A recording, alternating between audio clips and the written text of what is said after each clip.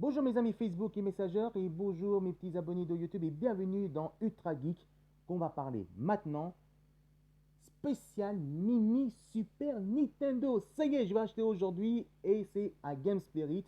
Donc je vais acheter donc les copains. Préparez-vous à votre caméscope parce que on va tester. Je vais tester justement et ça c'est aujourd'hui que je vais tester directement la mini Super Nintendo et vous mettrez sur votre post de Facebook et aussi YouTube et pourquoi pas aussi de Instagram. Mettez Instagram parce que ça, les Instagram, ils vont être comme dingues. Je vous dis, je vous dis carrément, mes frères, mettez bien à Instagram parce qu'ils vont comme des dingues. Je vais vous dire.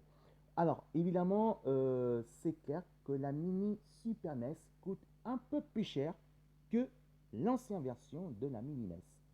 Je vous rappelle que la mini NES qui coûtait environ de 79,90 €. Donc voilà. Donc c'est le prix. Voilà, c'est le prix, c'est le prix. Voilà. Et aujourd'hui, depuis le 29 septembre, la mini Super NES coûte environ de 89 euros, environ de 88, mais plutôt 89,90 €. Ah, non mais attends, mais ça va pas, non? J'ai pas les moyens pour m'acheter la mini Super NES qui coûte environ entre 82, on peut dire 89, 90 euros. Ça fait 100 euros. Oui, mais attends, bébé. Robert, écoute-moi.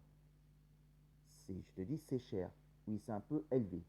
Mais regarde, avec la mini Super NES, qu'est-ce qu'il y a justement? Il y a 21 jeux en tout, en tout compris. Il y a en tout 21 jeux en tout maximum. Bon, le seul truc qu'il faut faire, il faut télécharger. Il faut télécharger avec la prise de USB et sur le site pour voir de plus de jeux. Mais il y a 21 jeux. Mais sinon, aussi, tu peux acheter l'ancienne version de la Super NES avec des jeux qui coûtent moins cher. C'est-à-dire que maintenant que les mini rétro games, AutoCAD, c'est vraiment quelque chose de très intéressant pour nous tous. Il faut dire carrément que le marketing de retro games est de retour parce que ça marche. Et en plus que les enfants adorent ce jeu. Ils adorent ce jeu parce que en fait ça attire plus côté les enfants parce que c'est familial, c'est public familial et c'est un indépendant.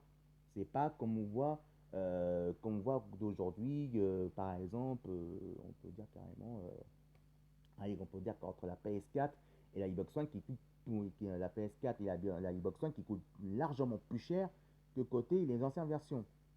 Donc les anciens consoles qui coûtent moins cher. Moi je trouve oui c'est un peu cher, mais il y a largement de 100 euros moins cher de côté, non de 200 euros moins cher côté la PS4 et côté évidemment de côté la Xbox One. Et en même temps c'est normal qu'on voit la Xbox One et bien sûr côté de la PS4 c'est la console actuellement.